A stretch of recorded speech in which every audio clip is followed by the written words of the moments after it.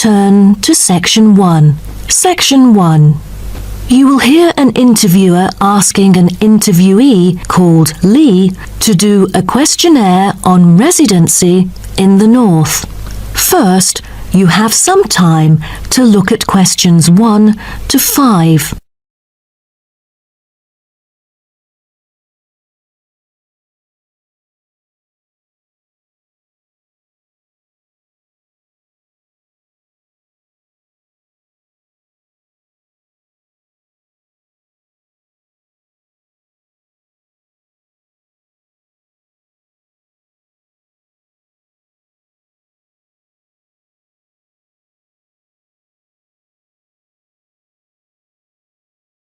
Now we shall begin. You should answer the questions as you listen, because you will not hear the recording a second time. Listen carefully and answer questions 1 to 5. Excuse me? Yes? I was wondering if you could spare a few minutes to do a questionnaire on your residency here in the North. It won't take long. No, that's fine. Lovely. First of all, may I get some information about yourself? Okay. May I know your name and age? My name's Lee, and I'm 19 years old now. Great. And could I ask what your job is? Are you a student? Actually, I'm going to continue my study in business management next month. But at the moment, I'm a salesman by profession. Oh, right. And how long have you been living here in the North? Well, I have been in this city since I was 3 years old, but my family and I had lived in the East for 7 years at first. Now I am 19, so I have spent about 9 years living here till now. Great. Which part of the northern area do you live in? I live in Spring Park. Have you heard of it? Yes, of course. So, what about your accommodation? Do you live in a house or a flat or something similar?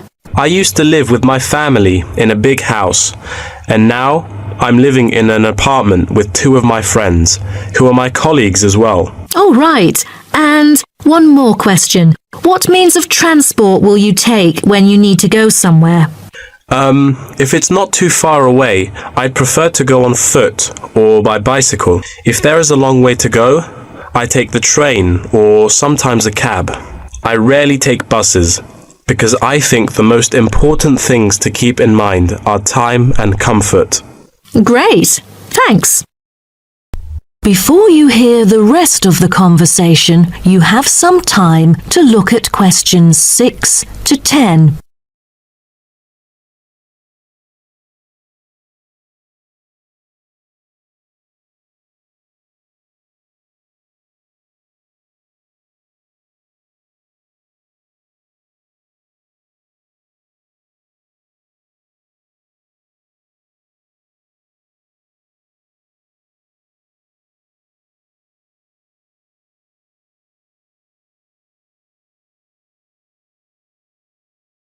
Now listen and answer questions 6 to 10.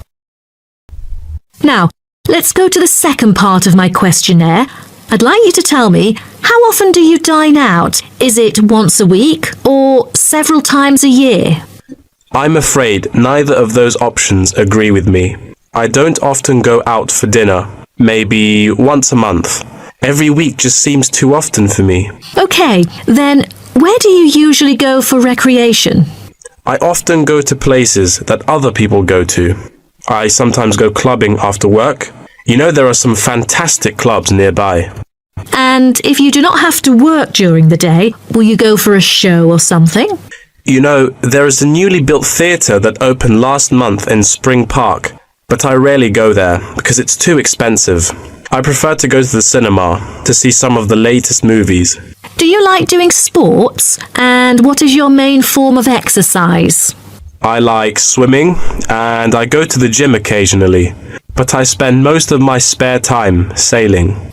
All right. Last question. Have you taken any part-time courses? Yes, because I'm really keen on cartoons. I'm doing a Japanese course during the weekends, but I'm still a beginner. Wow, what a special language! Most people I know would like to learn Spanish or Latin. You must be brilliant. Well, thank you very much for your time. No problem. Bye. That is the end of section 1. You now have half a minute to check your answers.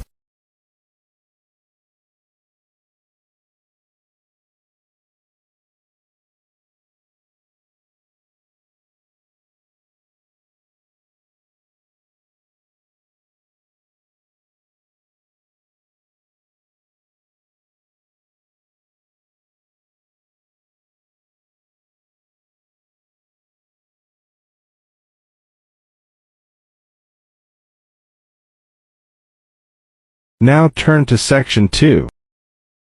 Section 2. You will hear a conversation between a visa officer and an applicant. First, you have some time to look at questions 11 to 15.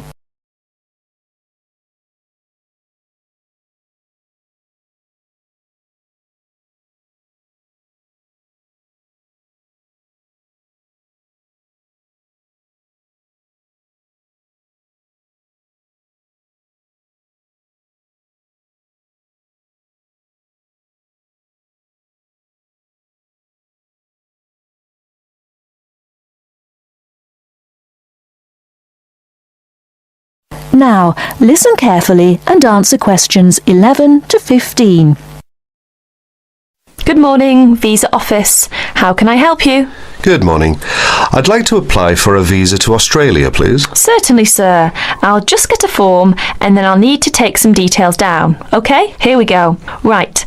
Can I have your name, please? Yes, it's Akamora. Kelly Akamora. How do you spell that, please? K-E-double-L... No, your family name, please. Oh, sorry. It's O-K-A-M-U-R-A. O-K-A-M-U-R-A. And your address? Apartment 106, Kingston Street, Hawaii. Kingston Street, Hawaii.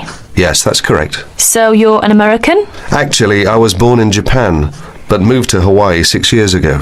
And can I have your age, please, Mr. Okamura? I'm 32. Are you married? Yes, I am. My wife's Chinese. And will your wife accompany you to Australia? Yes, she will. Before you hear the rest of the talk, you have some time to look at questions 16 to 20.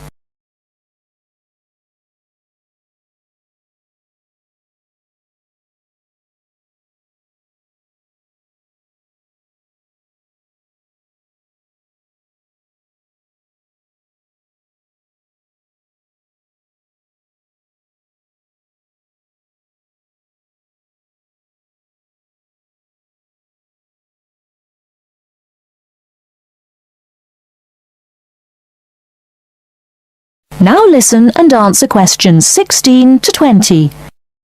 And will your wife accompany you to Australia? Yes, she will. In fact, that's the reason we want to go. Her sister lives in Sydney. And do you have any relatives living in Australia? I used to have an uncle, but he died several years ago. Now there's only my sister-in-law and my wife's cousin. So the purpose of your trip is to visit your wife's relatives, am I correct? Well, not exactly. Mainly because I have my own training company and I will be looking for business opportunities. Although I do want to do some travelling as well. You know, see some of the sights, that sort of thing. Although I don't intend to work in Australia. And your wife, what will she be doing? She'll be studying English. She wants a student visa. And how long do you plan to stay? About 1 year, I guess. Well, I'm afraid a standard tourist visa is only valid for 30 days, although in your case, we can issue you with a business visa. Business visas last for 6 months, but you will be able to renew it. We can give your wife a 12-month visa though. 6 months is okay, so what do I need to do now? Come along to the office any time during weekdays, but it must be office hours. We close at 5:30 and bring along 2 passport-size photos and your passport, of course. Your wife will also need 2 photos, so that's 4 passport-size photos in total. Okay, thank you for your help. Bye. Bye. That is the end of section 2. You now have half a minute to check your answers.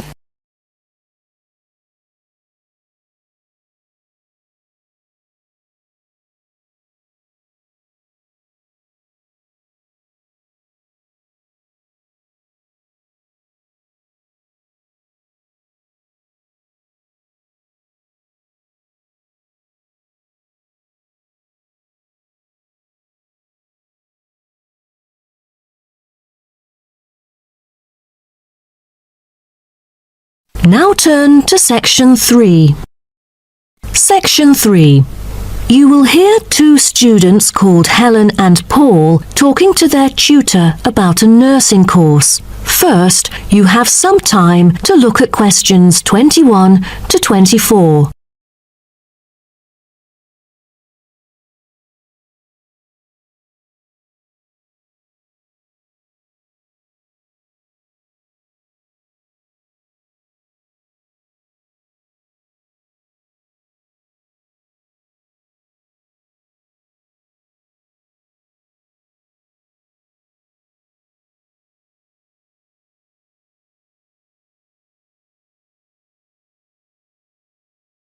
Now, listen carefully and answer questions 21 to 24.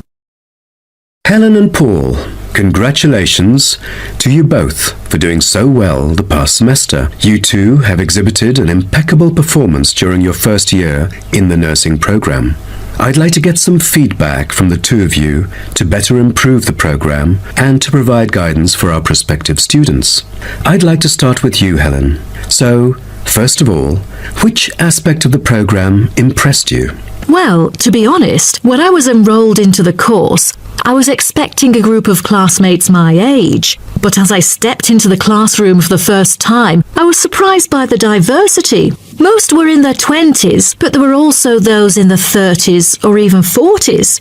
As it turns out, the intergenerational communication has sparked intense debate and new thinking, and I think that's something special about the programme that I appreciate very much. What about you, Paul? What do you think of the program? For me, the group project we carried out last semester is another key feature of the program. The whole class was divided into 8 different groups, working on 8 prospective cases. Team building sessions were conducted in a collaborative way most of the time. Comprised of 5 members, our group studied acute pancreatitis. During the process, we broke the task into different parts and assigned them to each member. We were then able to tackle the complex problem by pooling our knowledge and skills. More importantly, stronger links were established between the group members. Because of the project, we've all become good friends. That's true. According to graduates, group projects prepare them for the work world in which teamwork and collaboration are increasingly the norm. So tell me, Paul, what else do you like about the program? I want to be a registered nurse, working in a public hospital after graduation. So the internship provided is a valuable opportunity for clinical practice in a supportive learning atmosphere. However, I was amazed by the amount of written assignments, since I thought the course should have focused more on practice-oriented learning. Well, I have to disagree with you, Paul. The essays demonstrate your understanding of the course. For me, writing essays is a process that involves critical thinking, which challenges me to develop my points more thoroughly. I thus managed to gain a diversity of perspectives. The program is designed to deliver basic and advanced theoretical knowledge of core concepts, including healthcare systems concepts, together with practicum or clinical practice experience to bridge the classroom content to the practice setting. So, I'm afraid written work is unavoidable. Also this year, we've added a module of law. How do you feel about that? At first, we felt that learning law is kind of redundant and too time-consuming. After a few sessions, we realised that it is necessary in dealing with future medical disputes. Before you hear the rest of the talk, you have some time to look at questions 25 to 30.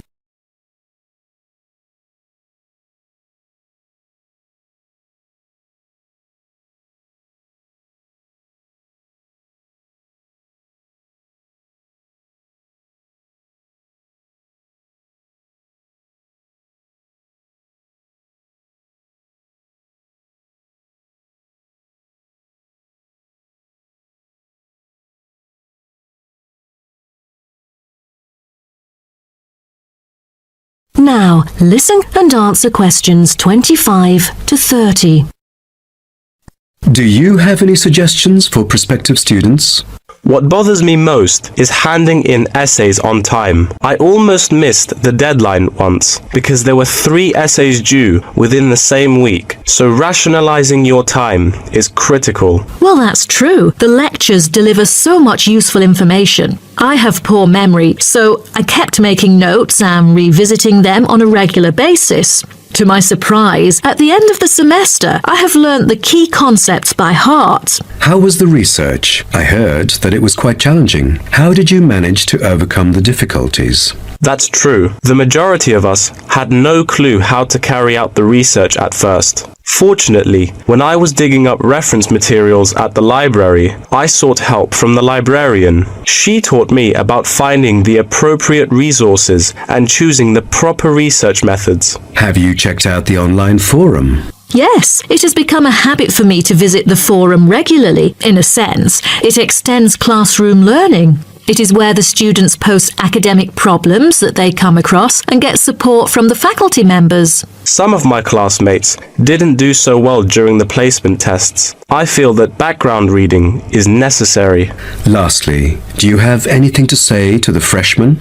I was really ambitious at first, trying to get straight A's on my transcript. I made tons of notes and worked hard even on the optional assignments to get extra credit. I stressed myself out before having an emotional breakdown. After consulting my advisor, I found it important to set realistic goals. Don't push yourself too hard. It is wise to sort out your priorities. Thank you for coming here today and providing valuable feedback on the program. Have a great summer break. That is the end of section 3. You now have half a minute to check your answers.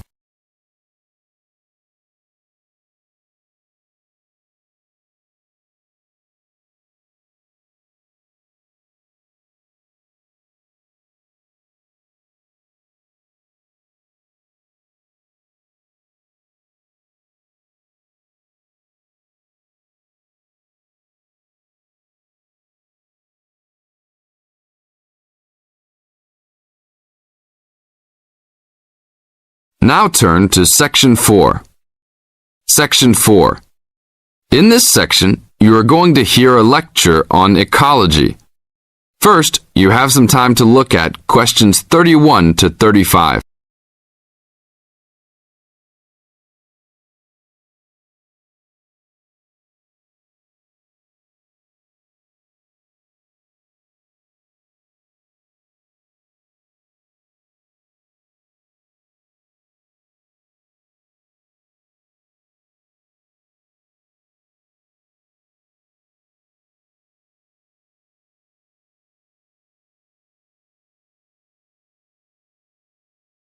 Now listen to the tape and answer the questions. 31 to 35. Good afternoon. I'd like to turn it over to Dr. Carey, who will talk about the programme in restoration ecology. Thanks, Chris. A lot of people think that human beings can do whatever they want to the environment. But as Aldo Leopold taught, land is a system of interdependent parts which should be regarded as a community and not a commodity. Well, that idea has influenced what we teach here in our program, where students come from all over the world to learn about restoring native plant communities back into an ecologically natural state. This field is therefore a combination of formal science with practical applications, and that is quite attractive to many people. We have students, for example, from many different nations who come just to take part in this unique program. Our location is also quite unique. We have the world's oldest restored native plant community in Curtis Prairie at the Wisconsin Arboretum. Some say that this is proof that the science of restoration ecology was birthed in Wisconsin. Well, that may be oversimplified, but our reputation is strong. But students don't have to study prairies only. One student, Edmund Mukala from the Congo, came to study restoring ancient wetlands in the Congo using knowledge gained from historic samples of the soil seed bank. Not all the seeds survived, but some can remain dormant for many years. Mr. Mukala wanted to find out what type of community would be most similar to that ancient seed bank. He has recently returned to the Congo and is now cooperating with the government to implement his findings. Now look at questions 36 to 40.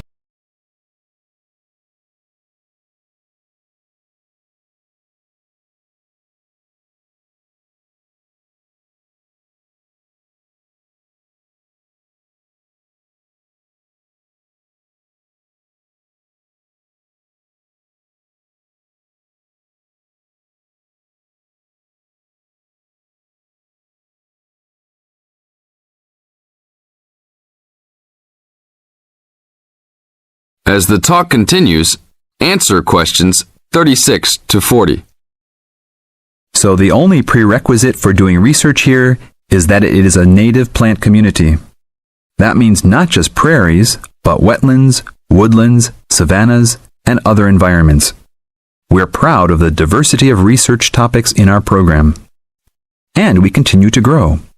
This year we have 32 new students from 8 different countries. When students first arrive, they begin rigid coursework in statistics, ecology, plant identification, and the theory of landscape change. Then they take part in internships at local conservation agencies such as the Arboretum, the Nature Conservancy, the Parks Department, and others. We find internships to be crucial in helping students apply the knowledge they have gained in the classroom. And we're proud to say that, since the beginning, we have graduated 277 students with master degrees from our programs and 122 students with PhDs. Some have gone on to bigger and better things. One graduate is now the director of the Worldwide Fund for Nature in China. Another is the director of Parks Development in California. And others now lead their own research departments in universities around the world. This is the end of Section 4. You now have 30 seconds to check your answers.